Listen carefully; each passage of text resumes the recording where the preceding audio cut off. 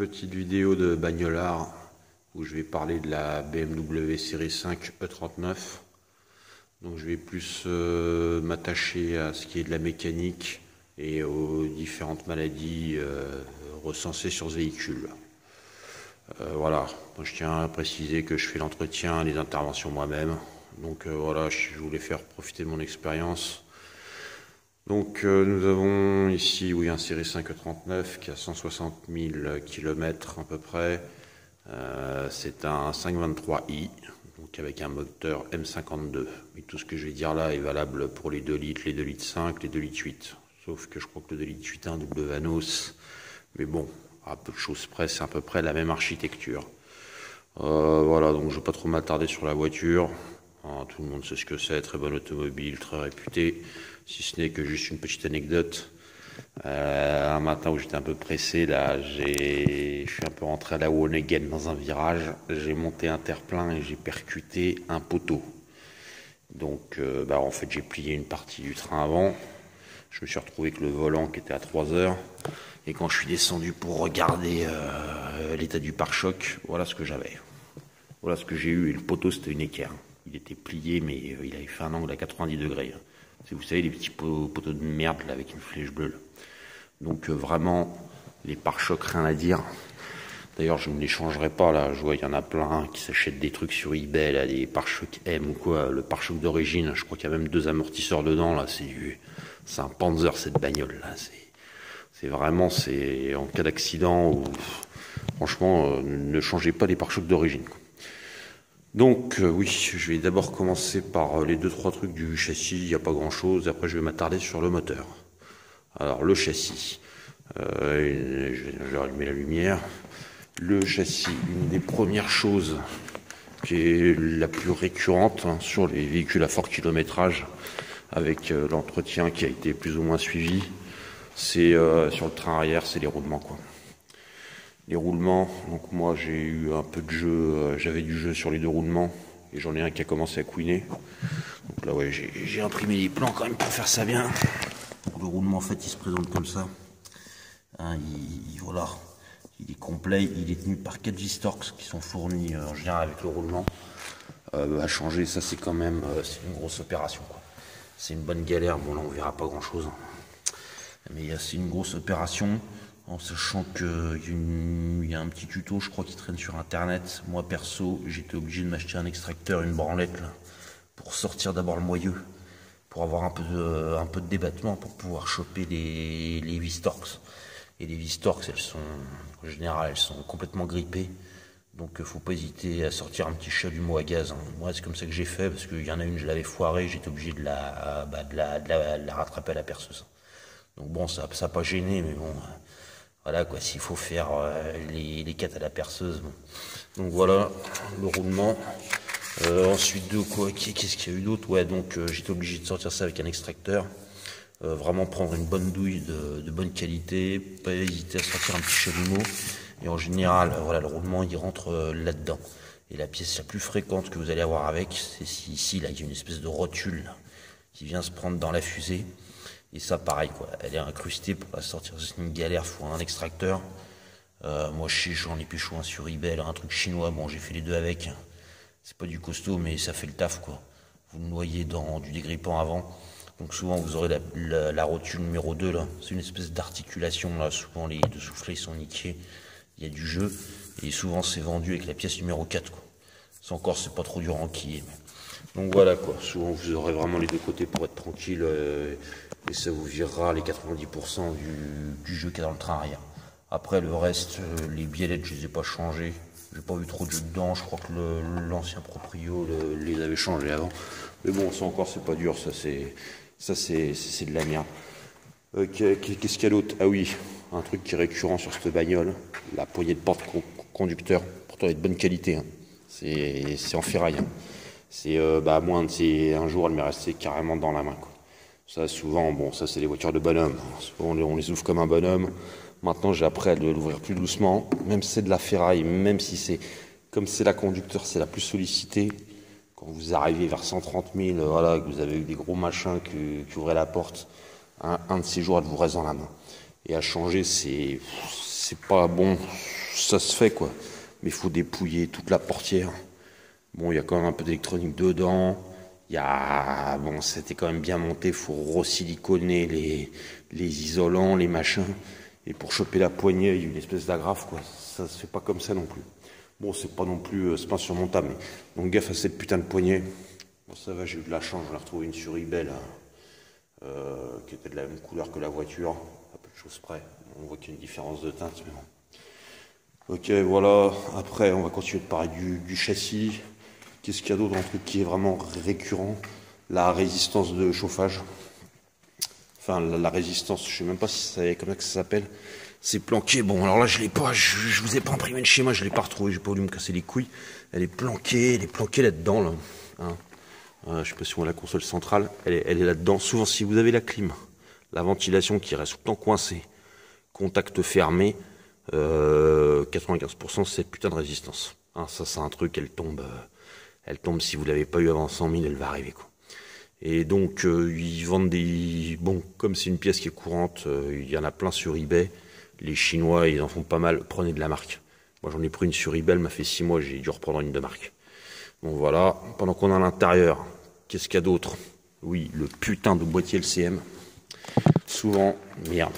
Putain, mon téléphone qui se décompose. Merde. Souvent, truc très courant qui arrive. Moi, ça m'est arrivé juste derrière la poignée. Ah ouais, quand ça vient, ça arrive en série.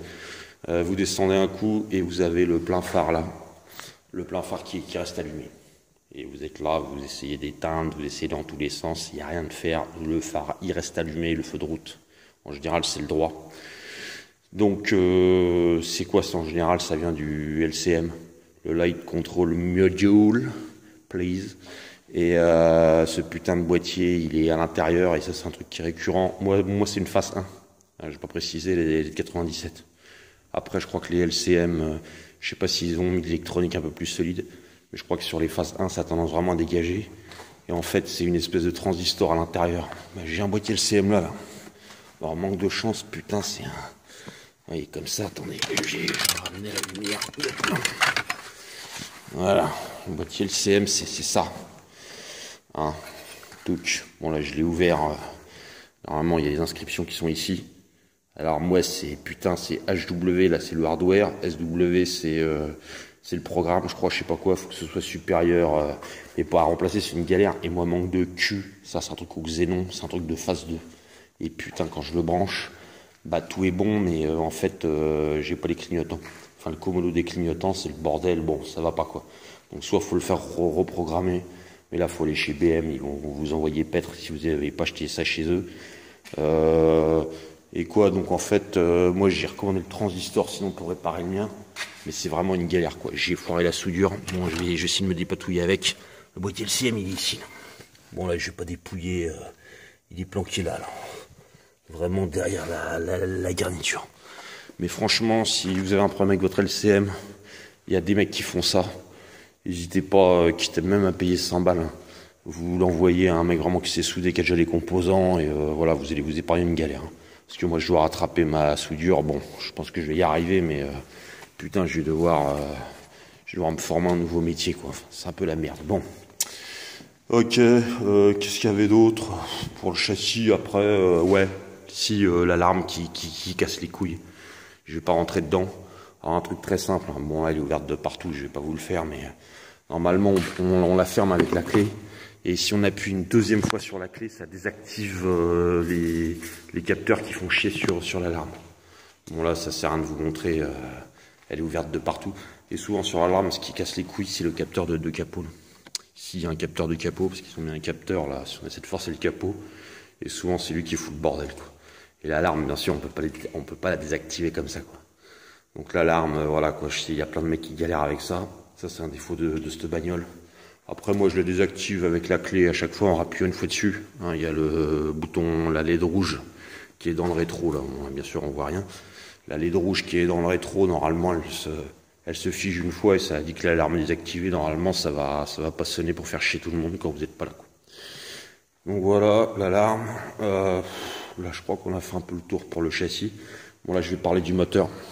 Donc on a dit le moteur là c'est un M52. C'est un 2,5 litres, hein, c'est un 5,23. Avant j'avais un 2 litres. Avant j'avais un 320i en coupé. Le moteur est quasiment exactement le même, à quelques différences près. Alors j'ai commencé par le plus chiant sur ce putain de moteur. C'est quoi? C'est le liquide de refroidissement, la purge au niveau du liquide de refroidissement, quoi. Quand c'est bien purgé et tout, qu'il n'y a pas de souci, putain, ne touchez à rien, quoi.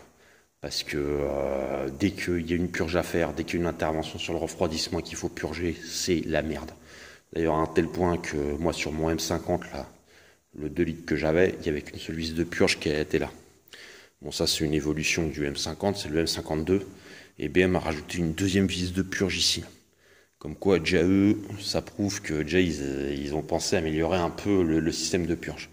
Bah, même avec la deuxième purge, à chaque fois qu'il y a un truc, c'est la merde. Vous pensez que c'est purgé, il n'y a pas d'air, il y a machin, et voilà, vous avez le niveau qui monte. Parce qu'en fait, je crois qu'en fait, il y a 10 litres de liquide de refroidissement dans le moteur. Ça passe un peu partout, par le papillon, par machin. Et en fait, là, l'architecture du moteur est telle que y a des bulles d'air qui se coincent, et il faut vraiment avoir de la patience, quoi, pour le purger. Il faut vraiment avoir la bonne technique, quoi. Moi que j'ai pas encore trouvé parce que j'arrive jamais à le purger du premier coup. Donc voilà, donc si vous avez des emmerdes, et ça c'est récurrent, hein, souvent il y a des problèmes de refroidissement. Ah mon dieu, ah c'est le joint de culasse, démonte la culasse. Non. T'as de l'air dans le circuit, mon pote, c'est rien d'autre. Et t'es là, mais non, j'ai tout purgé. Je te jure, c'est les 95% du temps, les problèmes, c'est de l'air dans le circuit. Si on rajoute à ça le deuxième souci de cette bagnole, c'est la soupape de reniflard. La soupape de reniflard qui est ici, là. Je viens de la changer, là. D'ailleurs, j'ai imprimé le plan, j'ai essayé de vous montrer. La soupape de reniflard, elle, quand elle se bouche, ça fait de la mayonnaise dans le bouchon d'huile. Hein, ça fait de la mayonnaise dans le bouchon d'huile. La soupape de reniflard, elle est là. Ce qu'on a vu, hop, tac. Bon, là, on voit pas bien, on s'en fout. C'est ce tuyau-là qui y va. Donc, en fait, vous regardez. Si vous voyez que vous avez de la mayonnaise dans ce tuyau-là, vous êtes sûr, c'est la soupape de reniflard. Mais alors, il suffit que ça se conjugue avec un problème de refroidissement. Et alors là, mais tout le monde vous dit que c'est un joint de culasse. Alors que non. Pour faire un joint de culasse sur le 6 cylindres en ligne, putain, faut y aller, faut rouler dans le rouge pendant 2 plombs. Bon, bref, tac. Qu'est-ce qu'il y a d'autre? Ouais, le joint du porte-filtre.